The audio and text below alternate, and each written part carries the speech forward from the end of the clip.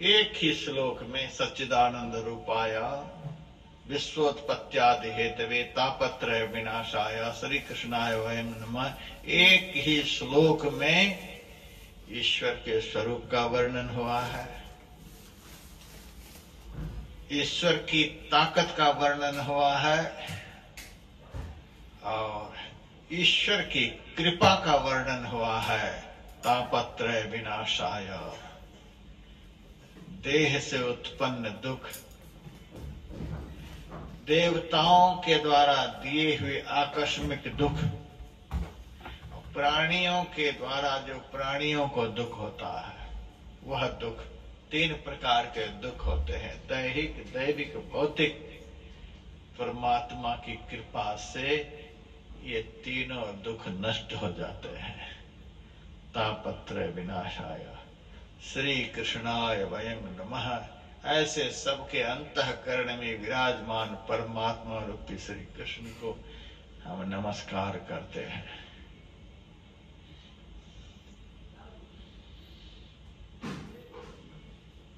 भगवान वेदव्यास जी भागवत महात्म का वर्णन अब आरंभ करना चाहते हैं।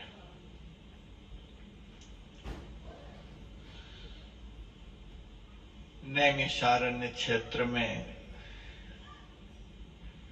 88,000 मुनि महात्मा गण रहते थे। उन महात्माओं में सबसे ज्ञानी महात्मा, सबसे ध्यानी महात्मा सूत जी महाराज थे। सूत जी महाराज ने जो कथा सुनाई है, यथार्थ में वही भागवत की कथा है।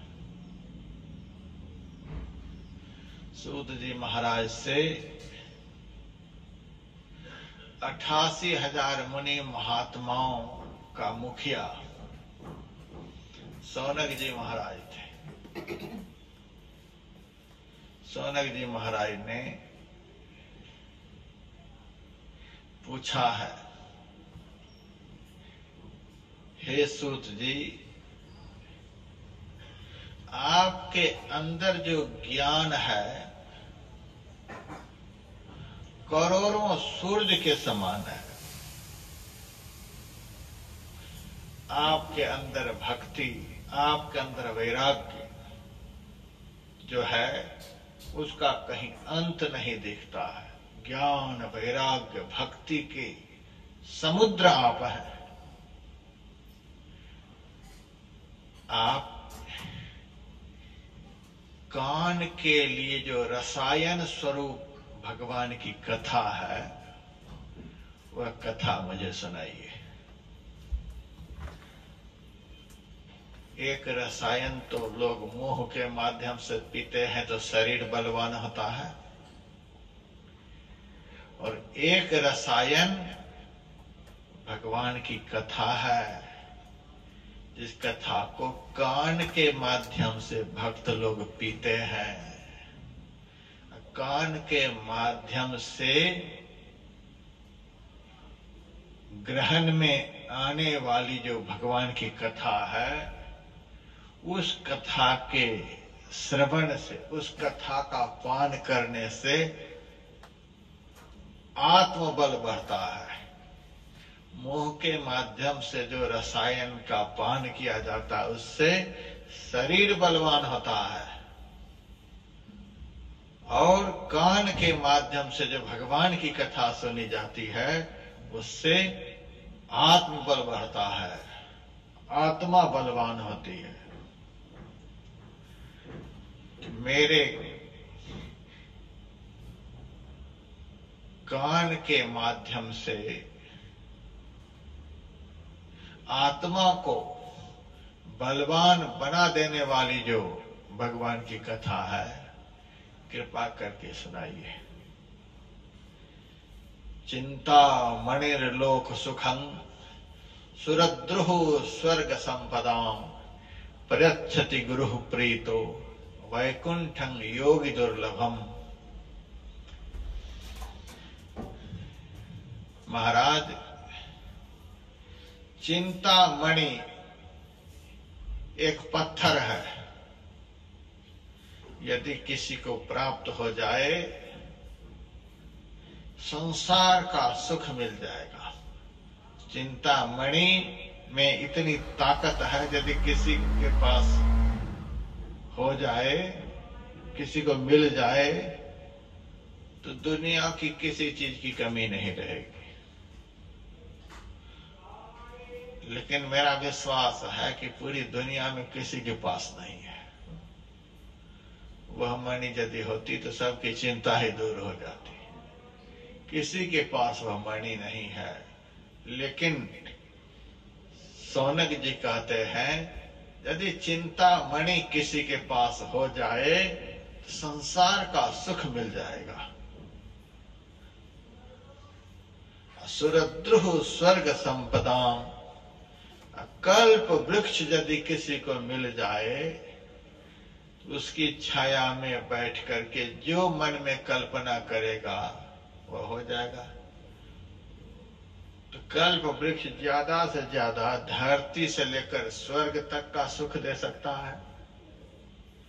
चिंतामणि से केवल धरती पर का सुख, कल्प वृक्ष से धरती पर का भी सुख और स्वर्ग का भी सुख ये मिल जाएंगे। आप लोग तो मालो माल हो जाएंगे, लेकिन ऐसा वृक्ष भी आप लोगों को मिलने वाला नहीं।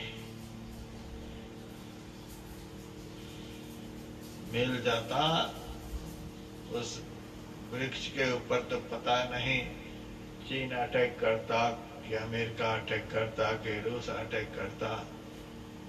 कौन नहीं उस वृक्ष को चाहेगा। संसार परमार्थ का सारा वैभव मिल जाएगा, ऐसा वृक्ष तो सब चाहेगा।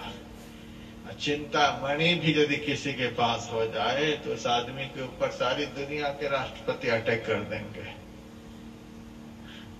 लेकिन किसी को पता ही नहीं। लेकिन है, जब तक नहीं है तब तक उसकी चर्चा क्यों है। राम भगत चिंतामणि सुंदर, परमात्मा की भक्ति, जिस परमात्मा का वर्णन मैंने सुनाया, उस परमात्मा की जो भक्ति करेगा उसको चिंतामणि मिल जाएगी। संसार का सब कुछ मिल जाएगा, वह भक्त निश्चिंत हो जाएगा। राम भगति सुरधेनु, परमात्मा की भक्ति ही कामधेनु गाय है। जो परमात्मा की भक्ति करेगा संसार का सुख कौन कहे, स्वर्ग का सुख भी प्राप्त हो जाएगा। सुरद्रुह स्वर्ग संपदाम, चिंतामणि किसी को मिल जाए तो संसार का सुख मिल जाएगा। कल्प वृक्ष किसी को मिल जाए तो संसार और स्वर्ग का सुख मिल जाएगा। अप्रेक्षति गुरु प्रीतो, पहुंचे हुए सदगुरु की कृपा किसी को मिल जाए तो परमात्मा की प्राप्ति हो जाएगी।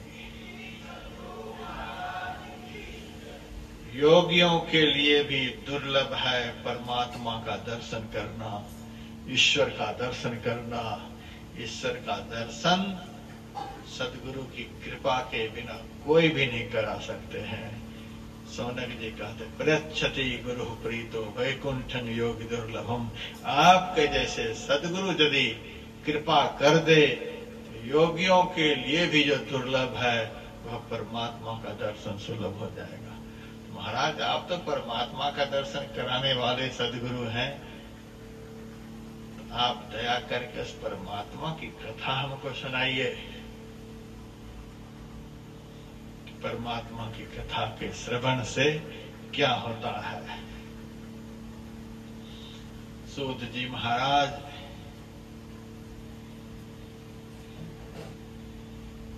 परमात्मा की कथा का सबसे पहले महत्व बतलाते हैं। सौनकादि ऋषियों, जब सुखदेव जी महाराज परीक्षित को भगवान की कथा सुनाने के लिए जा रहे थे, उसी वक्त देवराज इंद्र देवताओं को साथ लेकर अमृत का घड़ा लेकर पहुंचे और सुखदेव जी महाराज से देवराज इंद्र ने कहा, महाराज, जो कथा आप परीक्षित को सुनाने के लिए जा रहे हैं वह कथा आप हम देवताओं को सुनाते थे। आपको चिंता है कि तक्षक के डसने से परीक्षित मर जाएगा, हम परीक्षित को मरने नहीं देंगे। परीक्षित के लिए हम अमृत कलश लेकर के आए हैं, अमृत हम पिला देते हैं परीक्षित को, परीक्षित मरेगा नहीं। और आप कथा रूपी अमृत जो परीक्षित को सुनाने के लिए जा रहे हैं, वो कथा रूपी अमृत हमको पिला दीजिए, बदल लीजिए। आप हमारे अमृत कलश से आपके अंदर में जो असली अमृत है वह बदल लीजिए। कथा रूपी अमृत से इस सुधा रूपी अमृत को, इस कलश वाले अमृत को बदल लीजिए। अर्थात समुद्र से निकले हुए अमृत से आपके हृदय से जो अमृत निकलने वाला है उस अमृत को बदल लीजिए। सुखदेव जी महाराज उस समय भारी सभा में देवराज इंद्र की हंसी उड़ा दी। मूर्ख देवता, कहां कथा कहां सुधा, इन दोनों की तुलना कर रहे हो। समुद्र से निकले हुए अमृत को तुम देवताओं ने खूब पिए हो। उस अमृत के पीने के बाद भी जब रावण ने अटैक किया तो स्वर्ग छोड़ करके भाग गए हो। उससे पहले हिरण्यकश्यप हिरण्याक्ष ने अटैक किया। कोई न कोई अटैक होते ही रहता है। जैसे यहाँ के देश पर अटैक होता है वैसे ही स्वर्ग के ऊपर भी अटैक होता है। रावण का, कुंभकर्ण का, मेघनाद का, हिरण्यकश्यप का, हिरण्याक्ष का, एक से एक राक्षस का अटैक होता ही आया है। आप पुराणों को पढ़िए, रामायण को पढ़िए, सब देवी देवता स्वर्ग छोड़ करके भाग जाते हैं। अमृत तो पी लिया था, क्यों नहीं लड़ पाया रावण से? अमृत तो पी लिया था, क्यों नहीं लड़ पाया वृत्रासुर से? क्यों भाग गए छोड़ करके? लेकिन भगवान की कथा रूपी अमृत को जो पी लेता है, और रावण को कौन कहे, रावण के बाप से भी नहीं डरता है। कंस को कौन कहे, कंस के बाप से भी नहीं डरता है। वो तो काल से भी नहीं डरता, और रावण से क्या डरेगा? उस अमृत की तुलना तो समुद्र से निकले हुए अमृत से करने के लिए जा रहे हो। देवताओं को कथा रूपी अमृत का अधिकारी नहीं बनाया। कहा जाओ यहां से, तुम्हारे लिए अमृत नहीं है। आज आप लोग अपने भाग्य की ओर दृष्टिपात करिए। जिस कथा रूपी अमृत को सुखदेव जी महाराज ने देवताओं को नहीं पिलाया, देवता उस कथा रूपी अमृत के अधिकारी नहीं। आज वही कथा भगवान की कृपा से आप लोग इस हॉल में बैठ करके सुन रहे हैं। जब तक इस कथा को सुनते रहेंगे तब तक देवता भी आपसे टक्कर नहीं दे सकते। यद्यपि अन्य जगह जब कथा होती है तो सारे दिन पूजा पाठ ही होता रहता है।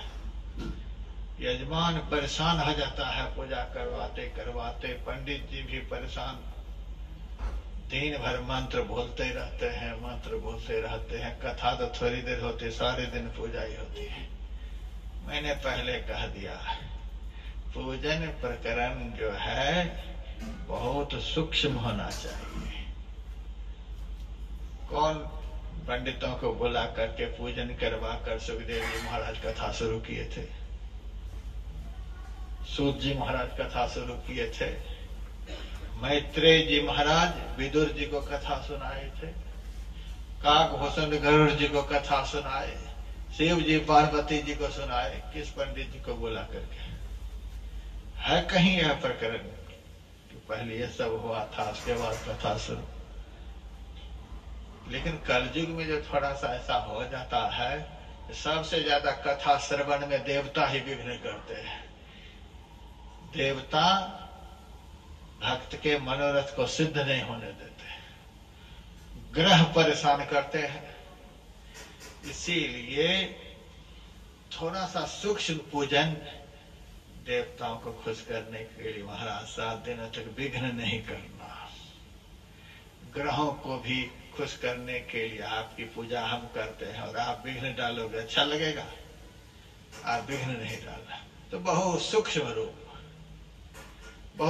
रूप में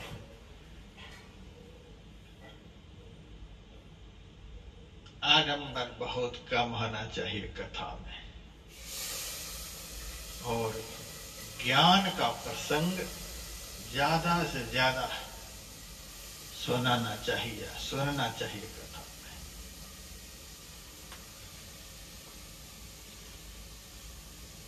तो सूत जी महाराज कहते हैं कि इस कथा का कितना महत्व है कि देवता इसके अधिकारी नहीं है। देवता को सुखदेव जी महाराज ने भगा दिया पंडाल से, निकलो तुम, जाओ यहाँ से, तुम यदि यहाँ बैठोगे तो कथा होने ही नहीं दोगे, जाओ यहाँ से। इस कथा के अधिकारी तो मुहुर्हो रसिका भुवि भावुका, इस धरती पर मनुष्य का शरीर लेकर जो जन्म लिया है एकमात्र वही है। बड़े भाग मानुष तन पावा, सुर दुर्लभ सब ग्रंथ निगावा। देवताओं के लिए भी दुर्लभ यह मनुष्य का शरीर है।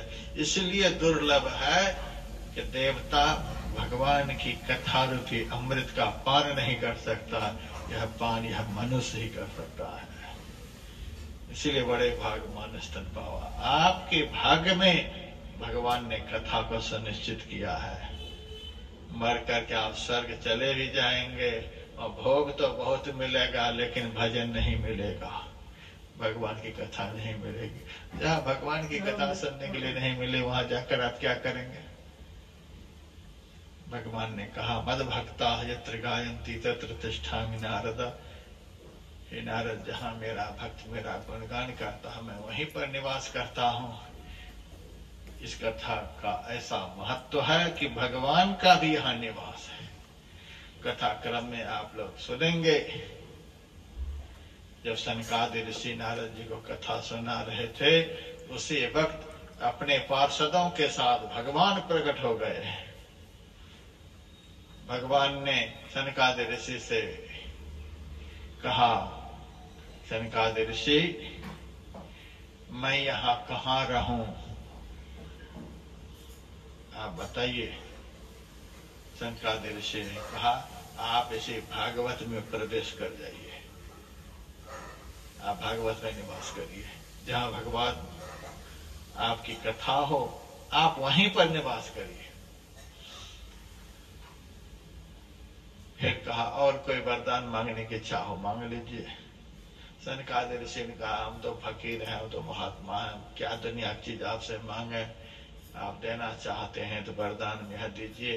जहाँ कहीं भी आपकी कथा हो, श्रोता आए चाहे नहीं आए, आप जरूर वहां पधारे।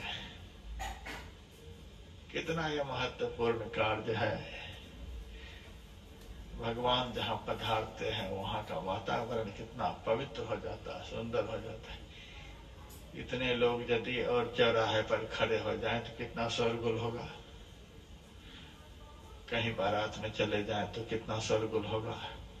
लेकिन यहाँ देखिए, इतने लोग बैठे हैं, कितनी शांति है। यहाँ तो बहुत कम लोग बैठे हैं। मेरे कार्यक्रम को जो देखे हैं उनको पता होगा, जहाँ तक आदमी दिखता है वहां तक आदमी होता है, तो भी इतनी ही शांति होती है। तो जहां भगवती गुण प्रकट हो जाते हैं वहां का वातावरण शांत हो जाता है। कितनी शांति यहाँ पर है। तो जो कथा सुखदेव जी महाराज देवताओं को नहीं सुनाए, वह कथा आज आप लोगों को सुनने को मिल रहा है। आप लोगों का कितना बड़ा भाग्य है। सूत जी महाराज कहते हैं, सौनक आदि ऋषियों से, हे सौनक आदि ऋषियों, एक बार देवर्षि नारद जी धरती पर कलयुग के आने पर धरती पर के लोगों की स्थिति को देखने के लिए धरती पर विचरण करने के लिए आए। सतयुग, त्रेता, द्वापर, ये तीनों युग समाप्त हो गए थे, कलयुग आ गया था। कलयुग में मनुष्य की स्थिति को देखने के लिए, कलयुग में तीर्थ की स्थिति को देखने के लिए, कलयुग में मंदिरों की स्थिति देखने के लिए, कलयुग में धार्मिक आयोजनों की स्थिति देखने के लिए देवर्षि नारद जी इस धरती पर आए। सारे तीर्थ में गए, लेकिन तीर्थ में पाखंड को छोड़कर कुछ नहीं दिखलाई दिया। भागवत में लिखा हुआ, कलयुग में तीर्थ में केवल धर्म के नाम पर पाखंड रह जाता है, धर्म नहीं रहता है। कलयुग जहां प्रविष्ट कर जाता है वहां धर्म लुप्त हो जाता है और पाखंड प्रबल हो जाता है। तीर्थ में केवल पाखंड का दर्शन हुआ। जब देवर्षि नारद जी मंदिर में गए तो मंदिर में लोभ रूपी राक्षस का दर्शन हुआ। पुजारी नजर गड़ाए बैठे हैं कि कितना बड़ा यजमान आए कि पूरी जेब खाली करा लो। मंदिर में जो बैठे हैं वो भगवान को नहीं देख रहे हैं, आए हुए भक्तों को देख रहे हैं। किस भक्त के जेब में कितने हैं और ये कैसे खाली हो जाए, खाली होकर के भेजना है इसको। तीर्थ की दुर्दशा, मंदिर की दुर्दशा, धर्म स्थानों की दुर्दशा देवर्षि नारद जी ने धरती पर देखा।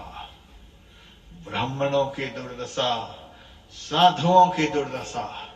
ब्राह्मण महालोभी हो गए कलयुग में, साधु महाप्रपंची ढोंगी हो गए कलयुग में, क्षत्रिय कायर हो गए कलयुग में, वैश्य विषयी हो गए कलयुग में, शूद्र तो राक्षस हो गए कलयुग में। कोई आदमी नहीं दिखलाई दिए। आदमी का रूप दिख रहा है, साधु का रूप दिख रहा है, ब्राह्मण का रूप दिख रहा है, क्षत्रिय की तलवार दिखलाई दे रही है, लेकिन कर्म किसी में नजर नहीं आ रहा है। देवर्षि नारद जी ने सोचा कि मैं कहाँ आ गया, यहाँ तो कुछ बचा ही नहीं है। कलयुग की ऐसी स्थिति होगी, कुछ नहीं बचेगा। इसी तरह विचरण करते हुए धरती पर देवर्षि नारद जी वृंदावन गए। वृंदावन में माता यमुना भी बहती है। वृंदावन में घूमते हुए यमुना जी के तट पर गए।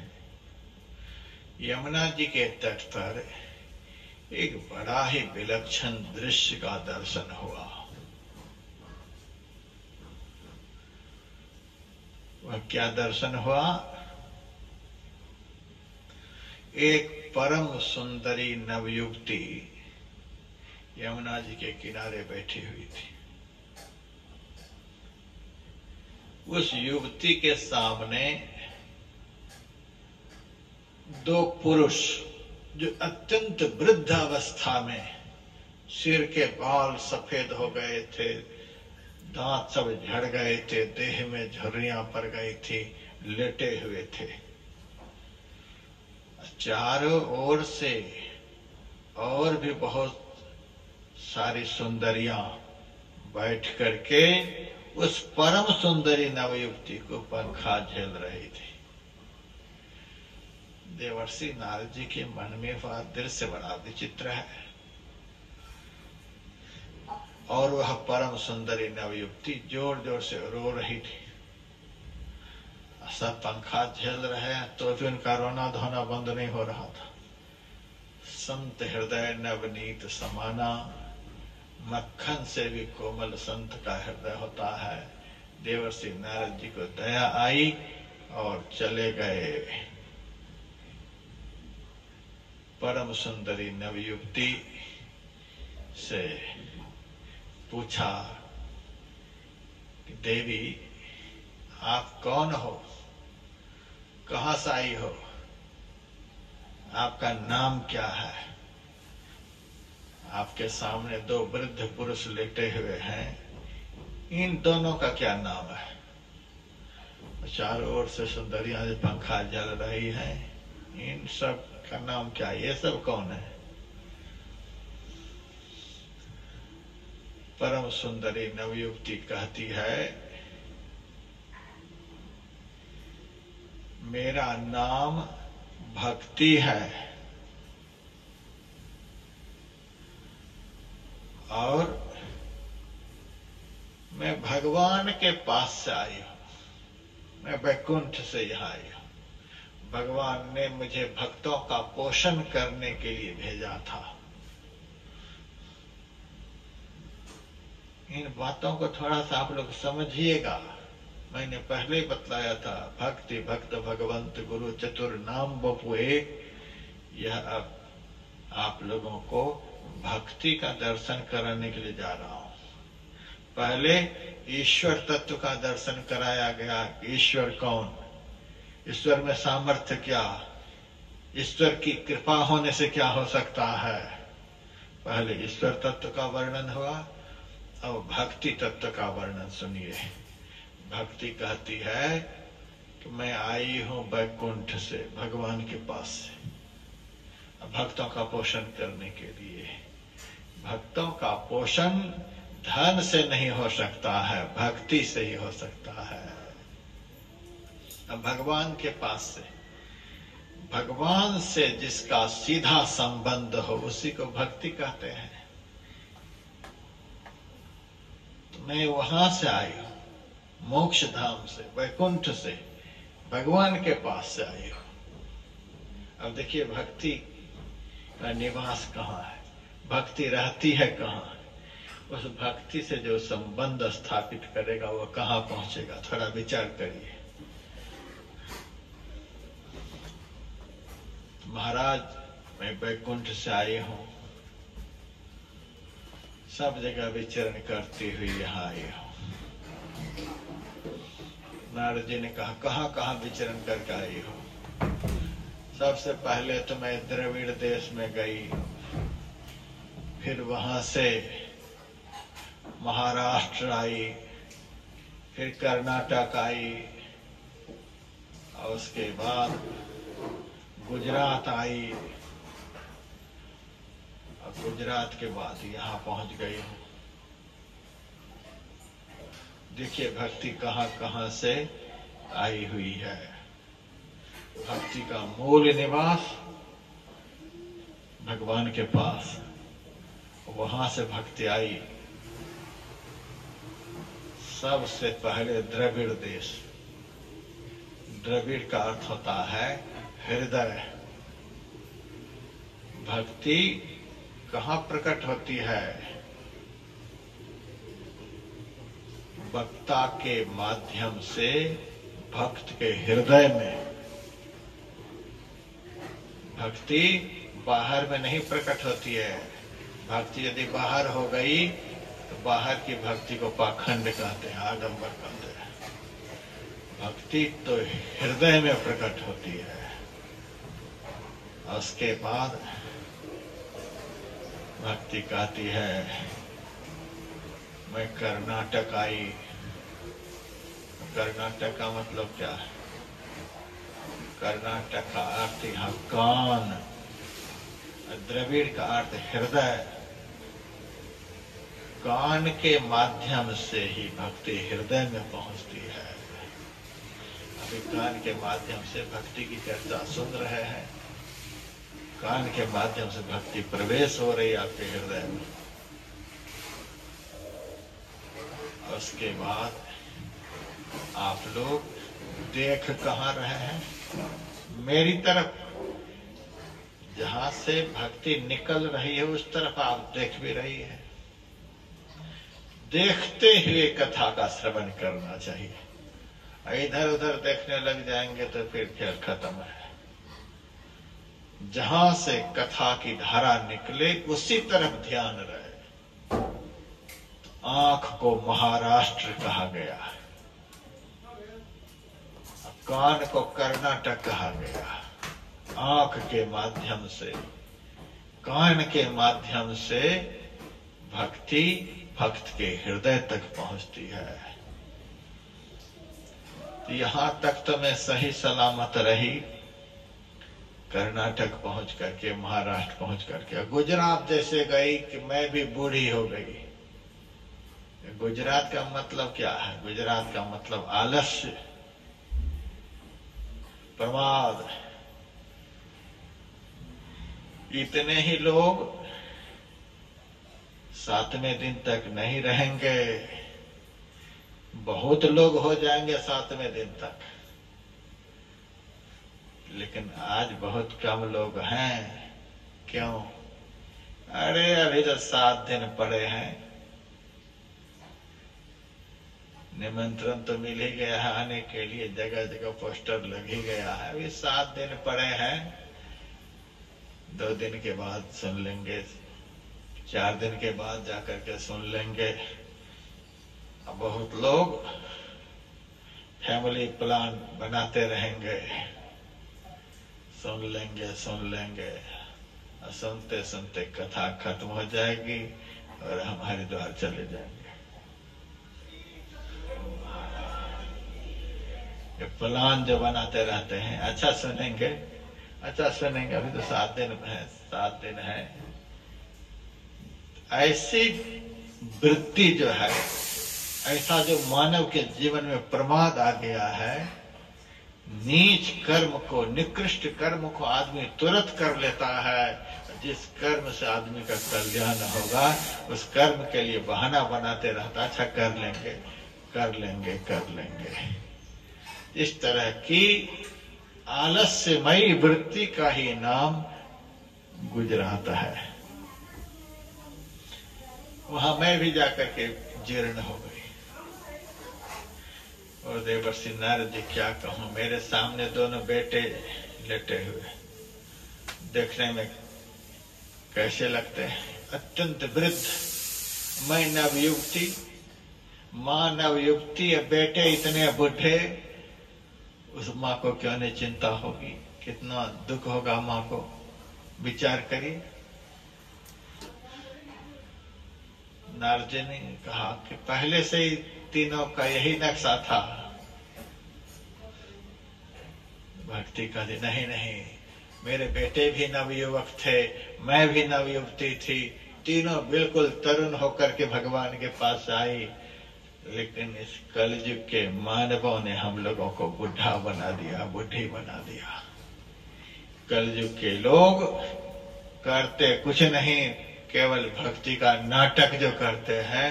तो नाटक वाली भक्ति से हमारी तरुणावस्था खत्म हो जाती है, जीर्णता मेरे जीवन में आ जाती है।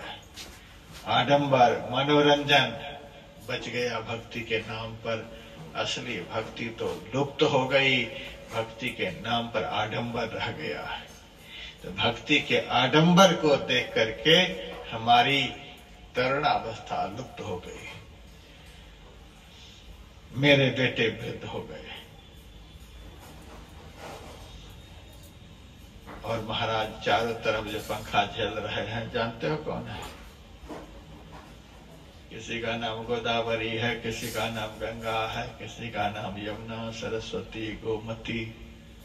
नारद जी ने सोचा ये जब हो गया, एक से एक दिव्य नदियां और इस परम सुंदरी को पंखा झल रही है। क्या मतलब हुआ? भक्ति का क्या महत्व है। अब भक्ति का दर्शन में सुना रहा हूं। भक्ति का क्या महत्व है कि गंगा भी भक्ति की सेवा करती है, यमुना भी सेवा करती है, गोदावरी सेवा करती है। ये पवित्र नदियां यदि भक्ति की सेवा नहीं करे तो एक को भी पवित्र नहीं कर सकती है। तो सबसे अधिक पवित्र कौन? तो भक्ति से ज्यादा पवित्र परमात्मा की सृष्टि में कुछ भी नहीं हो सकता। सबसे पवित्र परमात्मा की भक्ति है। सारी नदियां सेवा कर रही है। नारद जी ने कहा कि आप भी बुढ़ी हो गई थी, तो आप बुढ़ी नहीं लग रही, आप तो जवान है। आप कहा महाराज, जब से वृंदावन आई हूं तब से जवान हो गई हूं। तो वृंदावन में आकर के जवान कैसे हो गई? कहा यह वही भूमि है जहां भगवान का चरित्र बहुत काल तक हुआ था।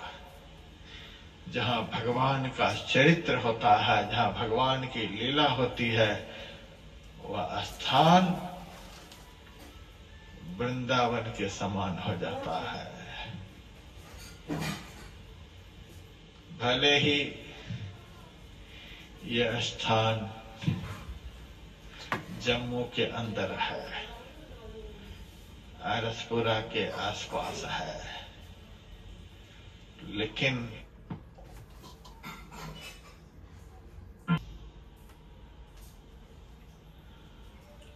पवित्रमान नदियों से भी अति पवित्र परमात्मा की भक्ति है। इस भक्ति से पवित्र संसार में और कुछ भी नहीं हो सकता।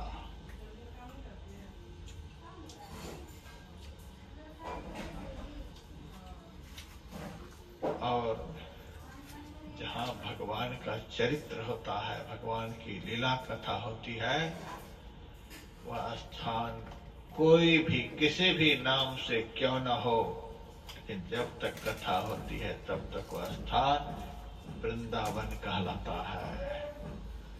7 दिनों के लिए यह सत्संग हॉल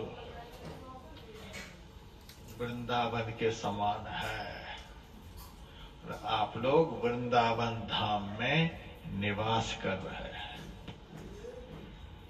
जिनके अंदर की भक्ति वृद्ध हो गई है, जीर्ण हो गई है, इस स्थान पर कथा के समय आप बैठे रहेंगे, आपके अंदर की भक्ति की जीर्णता खत्म हो जाएगी, आपकी भक्ति में चैतन्यता आ जाएगी। यही भक्ति का परम फल है। तो महाराज, मैं अत्यंत नवयुवती थी, बीच में वृद्ध हो गई। इस स्थान के प्रभाव से हमारे जीवन की जीर्णता खत्म हो गई। मैं फिर से नवयुवती हो गई, लेकिन मेरे बेटे ये नवयुवक नहीं हो रहा है। महाराज, आप तो संत हैं, संत जो चाहे सो कर सकते हैं। महाराज, आप मेरे दोनों बेटों को नवयुवक बना दीजिए, तरुण बना दीजिए। तो 2 बात आप लोग पहले यह सुनिए कि भक्ति के 2 पुत्र हैं।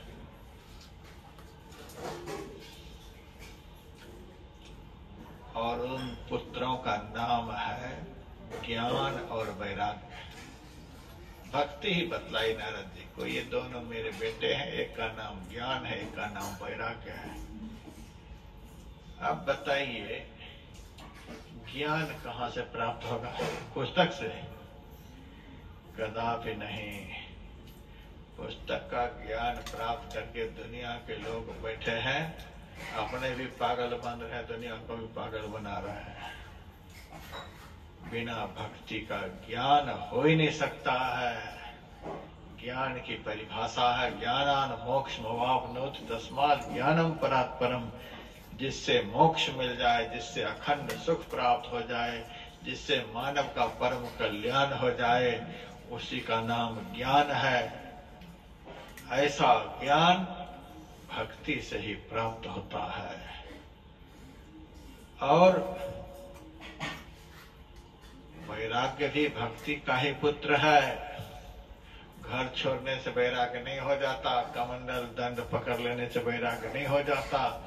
बिना भक्ति किए संसार के भोगों से मन में वैराग्य हो नहीं सकता है, क्योंकि भक्ति के ही ये दोनों पुत्र हैं। तो पहली बात, भक्ति के दो पुत्र हैं, ज्ञान और वैराग्य। भक्ति किए बगैर जीवन में ज्ञान और वैराग्य आ ही नहीं सकता है। और जब ज्ञान जर्जर हो जाता है, वैराग्य कुंठित हो जाता है, तो ऐसे कुंठित और जर्जर ज्ञान को फिर से कौन चैतन्य कर सकता है? तो भक्तिमान संत ही। जिस संत के अंदर में ज्ञान जिंदा है, जिस संत के जीवन में वैराग्य जिंदा है, ऐसे संत ही सुसुप्त ज्ञान वैराग्य को चैतन्य कर सकते हैं। महाराज आप कृपा करके दोनों को चैतन्य कर दीजिए। देवर्षि नारद जी कहते हैं, देवी आप चिंता मत करो, भक्ति की कृपा से तो आदमी को मुक्ति की प्राप्ति हो जाती है, भक्ति क्यों चिंता करें, मैं प्रयास करता हूं। कान के पास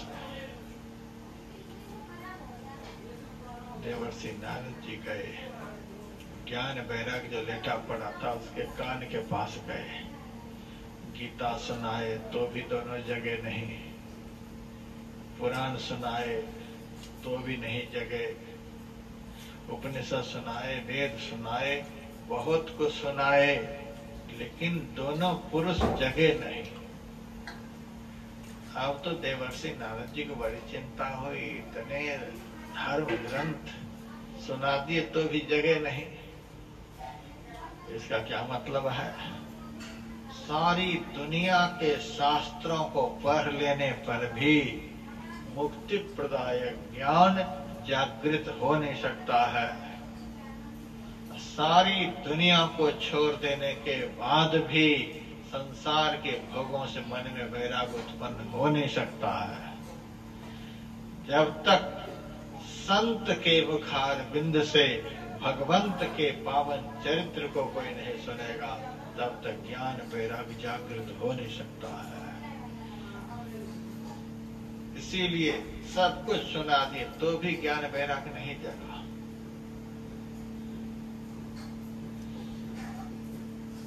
देवर्षि नारद जी कहते हैं कि देवी तुम यहीं रहो, हम उपाय करते हैं। देवर्षि नारद जी वहां से चले गए बद्रिकाश्रम। वहां बड़े बड़े ऋषि मुनियों के पास जाकर पूछने लगे कि मैंने वृंदावन में यमुना जी के तट पर यह सब देखा था, वहां ज्ञान वैराग्य वृद्ध पुरुष के रूप में लेटा पड़ा है। मैंने जगाने का बहुत प्रयास किया लेकिन जगा नहीं। आप लोग उपाय जानते हैं तो बताएं। बड़े बड़े ऋषि मुनियों ने कहा, आप तो स्वयं ब्रह्मा जी के पुत्र हैं, आपके जगाने से नहीं जगे, हमारे कहने से क्या जगेंगे? इतने बड़े महापुरुष तो आप स्वयं हैं, आपसे जो काम नहीं हुआ तो मेरे से कहां से होगा? महाराज आप स्वयं कोई उपाय ढूंढो। देवर्षि नारद जी को बड़ी चिंता हुई, अब हम क्या करें? मैंने वचन दिया है भक्ति को, तुम्हारे पुत्रों को हम चैतन्य करके छोड़ेंगे, तुम यहाँ पर रहो। अब कोई भी ऋषि मुनि तैयार नहीं हो रहे, अब मैं करूं क्या? तो जब संत के अंदर चिंता होती है तो उस चिंता को दूर करने के लिए भगवंत का अवतार होता है। तो उसी क्षण 4 रूपों में भगवान ने अवतार लिया। भगवान का पहला अवतार सनकादि ऋषि के रूप में हुआ है। सनक, सनंदन, सनातन, सनत कुमार। जब संत के दिल में संसार के कल्याण के लिए व्यथा होती है तो उस व्यथा को दूर करने के लिए स्वयं भगवान प्रकट होते हैं। 4 रूपों में भगवान प्रकट हुए और देवर्षि नारद जी से सनकादि ऋषियों ने कहा, महाराज आप संत होकर के चिंता करते हैं। नारद जी ने कहा, दुनिया के लोग अपने लिए चिंता करते हैं, संत को संसार के लिए चिंता होती है। संत में और संसारी लोगों में इतना ही अंतर है। संसार के लोग घर भर के लिए चिंता करते हैं, संत लोग संसार भर के लिए चिंता करते हैं। सर्वे भवन्तु सुखिनः, सर्वे सन्तु निरामया, सर्वे भद्राणि पश्यन्तु मा कश्चित् दुःखभाग् भवेत्। महाराज चिंता किस बात की है? तो सारी घटना बता दी। सनकादि ऋषि ने कहा, आप सब कुछ सुनाए ज्ञान वैराग्य को, लेकिन श्रीमद् भागवत महापुराण सुनाए, अब भागवत तो नहीं सुनाए, अब भागवत सुनाना होगा। और सब सुनाए तो जगे नहीं, भागवत के सुनाने से कैसे जगेंगे? कहा भागवत के सुनाने से इसीलिए दोनों जग जाएंगे कि भागवत में संत और भगवंत का चरित्र है। संत भगवंत की कथा सुनाने से ज्ञान वैराग्य जागृत हो जाते हैं। प्रत्यक्ष ज्ञान के स्वरूप परमात्मा है। अज विज्ञान रूप बलधामा। ज्ञान के स्वरूप भगवंत होते हैं और वैराग्य के स्वरूप संत होते हैं। भगवंत के चरित्र सुनाओगे तो ज्ञान जग जाएगा और संत के चरित्र को सुनाओगे तो वैराग्य जग जाएगा। ये दोनों चरित्र सुनाओ, और ये दोनों चरित्र भागवत में है। आप श्रीमद् भागवत महापुराण का आयोजन करो। देवर्षि नारद जी ने कहा, आयोजन तो करेंगे, लेकिन कथा कौन सुनाएंगे? सनकादि ऋषि ने कहा, कथा सुनाने के लिए ही तो मेरा अवतार हुआ है। चारों भाई मिलकर